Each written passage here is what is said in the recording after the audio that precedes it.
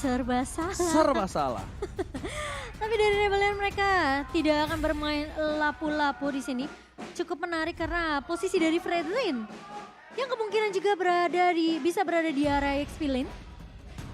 Tapi sepertinya Rebellion, kalau memang mereka taruh posisi dari Fredrin berada di XP, junglernya apakah akan diamankan oleh Martis lagi? Kalau menurut aku ya, sampingnya sih harus hero yang bisa menyelesaikan Curse Altar dengan cepat.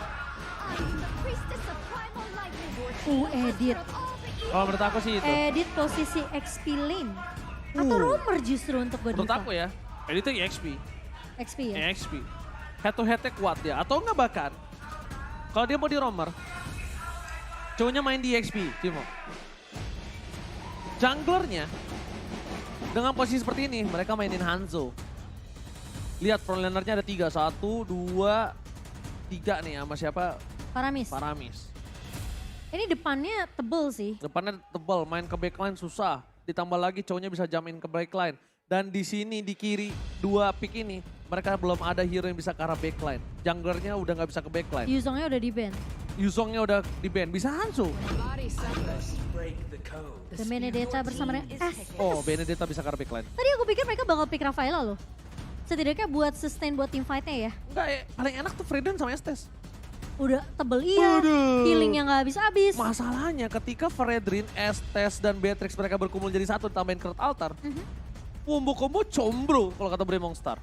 Ngomong-ngomong combro. Combro ini langsung. Oke, kalau ngomongin dari sisi aura, malah aku merasa edit ini kalau ditaruh di posisi XP Fluffy ya, memang sebenarnya oke. Untuk clear minion sekarang dia udah nambah 300% untuk Dan dia dari segi menang banget damage-nya. lawan Benedetta. Ambil Hanzo enak. Kalau mereka mau. Dia ambil Lunox. Berarti dengan posisi seperti ini, wow, jungler Lunox. Oke. Menurut aku memang Lunox menjadi satu buah sosok yang cukup bisa mengejutkan. Betul, setuju. Kenapa? Karena dia bisa menginstan pick off para pemain dari tim Rebellion Zion yang kuat. Dan kita tentunya akan melihat dengan ini anggapannya team fight-nya bakal sama-sama sustain dari Rebellion dan juga Aura karena mereka ngebawa satu buah hero yang bisa dibilang ini bakal lebih extend untuk team fight jangka panjangnya. Alright, akankah kemenangan penuh akan didapatkan oleh tim Rebellion Zion tanpa ada perlawanan dari tim Aura Fire? Ataukah Aura Fire yang mungkin apinya baru mau menyala di game yang kedua dengan line up kemenangan mereka yang tidak tergantikan? So, tanpa berlama-lama kita go to the land of down. Dan ingat ya, yang ngeselin dari SS ini adalah slow effect dari seorang Estes. Ya, slow effect 1. Kedua, gimana caranya Estes ini tidak terkena crowd control yang dimiliki oleh para pemain dari tim Aura. Tidak terpick up, bermain dengan solid. Kenapa solid? Mereka harus berkumpul bertiga, at least minimal. Gimana caranya Hais dan Fredrin, yaitu Vincent dan juga Wijanarko ini tidak terpisah samsek. Oke, tapi di area bawah ternyata dengan ada babysit yang dibawakan oleh Wijanarko ke arah bot lane-nya. Ini ngebuat tentunya dari Godiva harus sibuk fokus ke arah bawah untuk babysit Kabuki juga. Karena kalau dilepas, wah ini bakal jadi bulan-bulanan dari Kabukinya. Ditambah lagi di tengahnya, mereka bisa lihat ini power sama-sama poking loh keduanya. Yep. Dan kalau bisa dibilang, Facehugger sama Swallow ini dari high ground-nya, itu benar masih Swallow sedikit lebih cepat untuk melakukan clear minionnya dibandingkan dari seorang Facehugger dengan dari seorang Faramis. Melihat potensi yang dimiliki dari Aura Fire, tidak ada first blood kali ini, tidak mau terpick off kembali dan untungnya dari tim Aura Fire mereka lebih memilih untuk melakukan sedikit bantuan terhadap seorang Hai yang sulit untuk melakukan junglingnya. Iya, dan potensi dari seorang Valentina bersama dengan Facehugger kalau masalah clear minion, ya bisa dibilang mungkin Valentina dari Swallow sendiri akan lebih unggul di sini. Dan rotasi harusnya masih bisa dibawakan oleh Swallow, mengingat juga dia harus dapat informasi di mana posisi dari seorang Facehugger yang sekarang udah kelihatan di area atas kan. Lintas Alright. pertama nih. Tapi lihat Turtle Game tentunya telah terbuka dengan sangat bebas para pemain dari tim Red Legend. Turtle Game by Samsung Galaxy S23 5G akan coba dilakukan sedikit contest. Godiva berada di garis depan bersama dengan seorang Fluffy. Tapi lihat akan sedikit team fight dan ternyata Retribution is on point. Vincent di depan sana Turtle Slay by Rebellion. Turtle dikeluarkan. Turtle versus Turtle tapi Wijanarko berhasil membuat team fight yang sustain. Tapi di sisi sebaliknya terlalu dive in. First Blood berhasil didapatkan oleh para pemain dari tim Aura Fire yang udah mulai berapi-api di game yang kedua. Bisa dibilang tim fight yang sempat terpecah karena satu terlalu berfokus ke arah seorang Hai dan satu lagi terlalu berfokus ke arah seorang Godiva. Way of Dragon yang dilepaskan dari Godiva sengaja untuk menjauhkan keberadaan dari pemain-pemain Rebellion Zion di sini. Alright, kali ini lihat udah ada recall tas dan buat kalian semua jangan lupa dukung tim favoritmu sambil order Grab dengan diskon hingga 26.000. Grab to MPL dan skin di bawah ini sekarang right now. Sekarang right now. Bener gak? Benar, nggak salah. Nggak salah dong. Eh. Sekali ngomong sekalian translate. Oh, iya. Oke, tapi ternyata dari pemain-pemain Rebellion Zion mereka lebih menurunkan tempo ya untuk di game kedua kali ini karena mungkin adanya potensi dari seorang Hai di sini ngebawa Lunox jungler. Dengan satu assist yang udah didapatkan juga dari seorang Hai, tentunya Rebellion Zion mereka lebih benar-benar berhati-hati nungguin mungkin Chaos Assault yang sudah bisa dibuka oleh seorang Hai. Dan potensi dari seorang Karts ini harus lebih fokus untuk bisa ngecek ke arah seorang Kabuki atau bahkan ke arah seorang Facehugger sebelum ke altar dibuka. Oke, dari Kabuki mencoba untuk melakukan sedikit clear tapi lihat gerobaknya masih tersisa. Bakal coba dipaksa atau tidak oleh Hai sempat sana.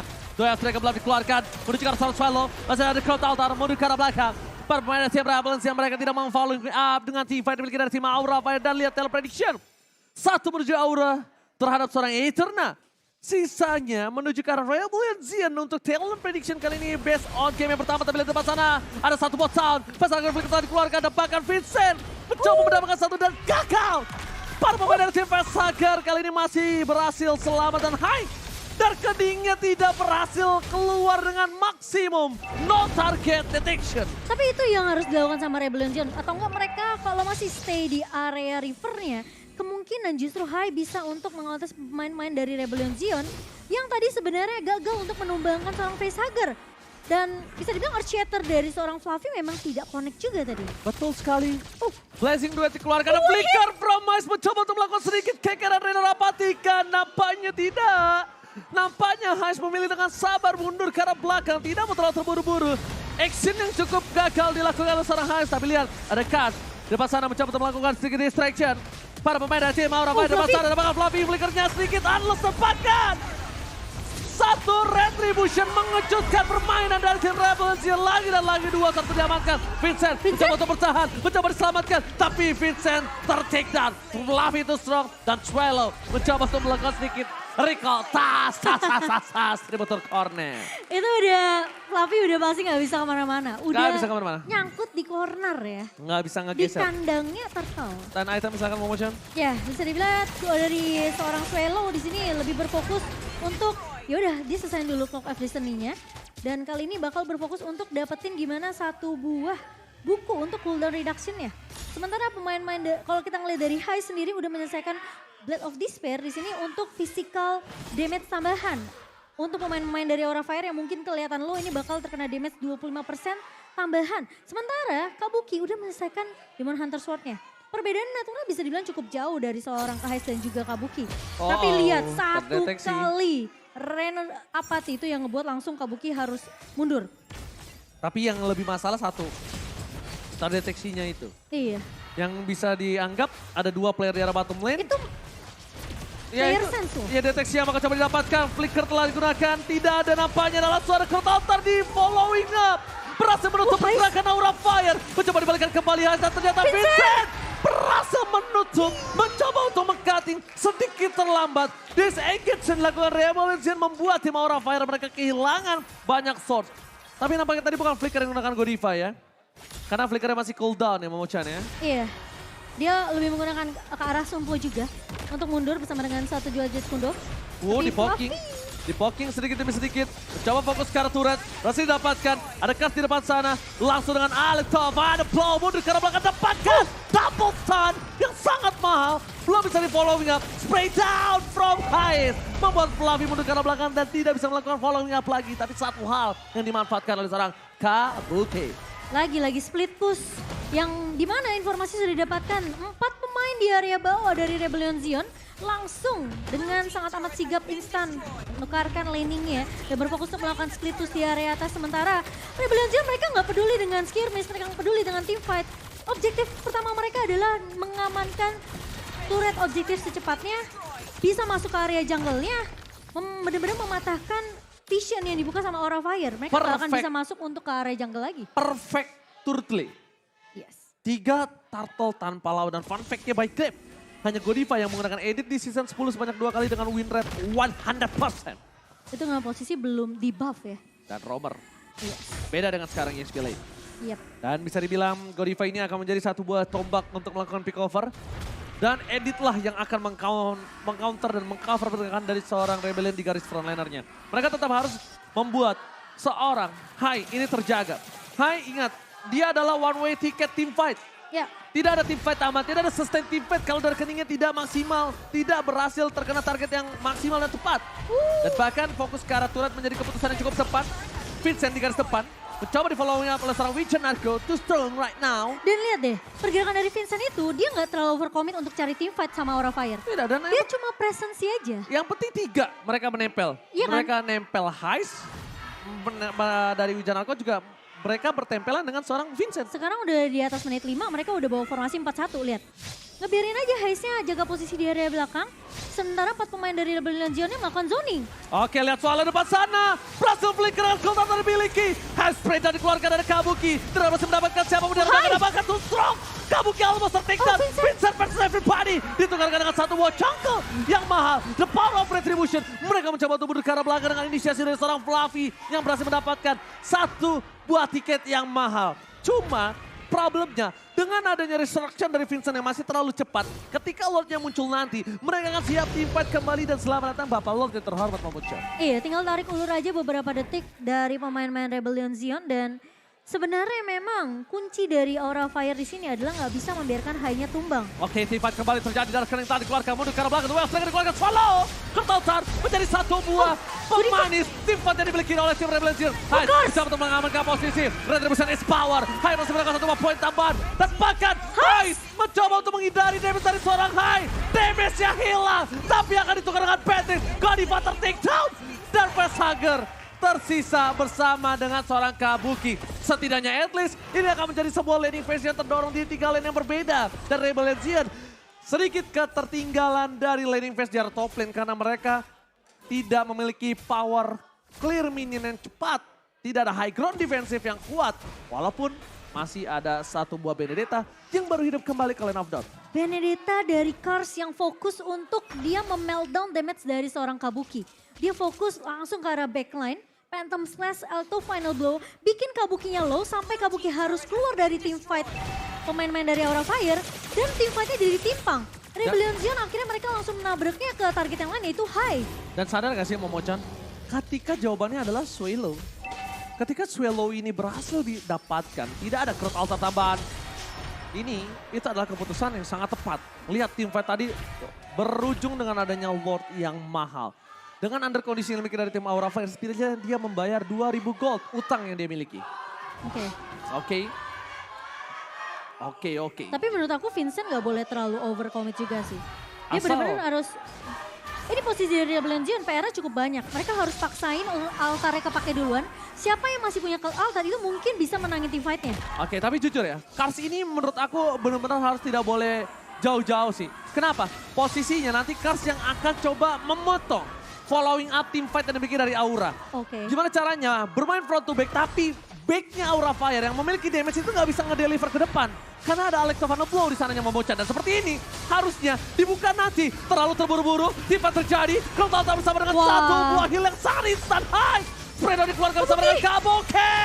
Kabuki berhasil mentengok ke arah backline. Damage yang dikeluarkan. 3 heal.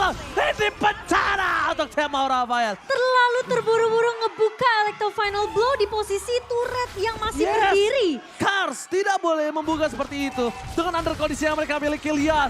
Aura Fire langsung memanfaatkan keuntungan yang mereka miliki dengan maksimal. Tidak ada crowd altar untuk tim Rebellion Zion dan bahkan duel Godiva. triggernya di cancel. Begitu saja Godiva tertik dan Kars mencoba menyelamatkan dirinya dan berhasil. Tapi ingat Wijanarko kali ini tidak ada heal tambahan untuk para pemain tim Rebellion Zion lainnya. Setidaknya ada pertukaran di mana satu pemain berhasil ditahan, ditumbangkan. Godiva yang duel triggernya sempat di cancel. Dan ini yang ngebuat tentunya Godiva meskipun udah melakukan sedikit surprise inisiasi ya dengan flickernya. Kalau kita nggak bakal ngelihat instant replay presented by Samsung, ini bisa dibilang kayak terlalu terburu-buru karena posisi turret di sini masih terbuka, masih ada cult altar dan di mana Hai masih punya Brilliant of Order. Sehingga ketika dia bisa kabur dari damage yang diberikan dari Rebellion Zion, langsung diganti ke mode Chaos Assault, Darkeningnya langsung connect ke arah pemain-pemain Rebellion Zion yang dimana dari Swallow udah ngebuka cult altar, Wijanarko udah buka dari healingnya.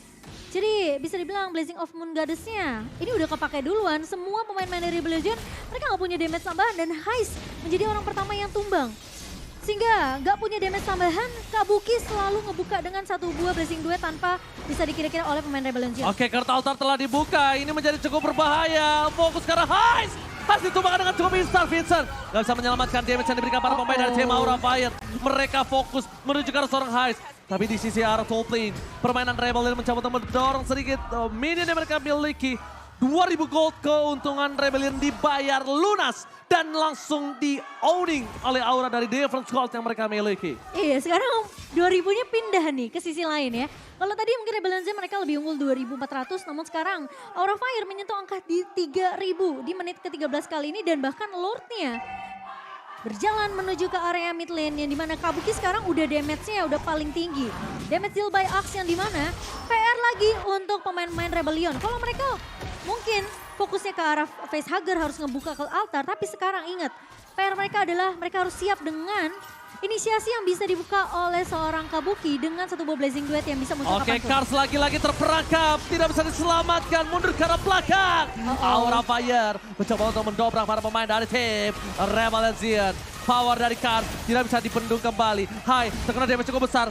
Satu badar kening tidak bisa dikeluarkan. Order Brilliant Spawn sudah didapatkan. Swallow masih bisa mendapatkan ultimate dari seorang Hai. Tapi yang nampaknya itu belum menjadi satu hal yang cukup berguna. Dia harus mendapatkan ultimate dari Facehugger. Mau tidak mau. Karena Godiva menuju ke arah Swallow. Berubah menjadi satu Order Brilliant mencoba menangkap dan ternyata gagal. 3 base masuk menuju ke arah base. Fokus ke arah base yang kabur. Apapun yang terjadi dapat teamfight yang dilakukan Aura Fire. Blessing Duet from Kabuki. Berhasil menumbangkan satu. Dan Aura Fire menuju ke arah game yang ketiga. Aura Fire menyamakan kedudukan satu sama. Dengan posisi yang dimana Aura mereka udah lebih peka dengan keagresifan yang dibawakan Rebellion Zion di game pertama. Mereka tahan itu semua. Dengan posisi yang bisa dibilang memang posisi dari seorang Estes yang udah nge-babysit terlebih dahulu ke arah Heist Beatrix di area bawahnya. Ini juga ditahan oleh seorang Godiva. Jadi nggak akan bisa Cloud-nya bener-bener dibully sama seperti di game pertama.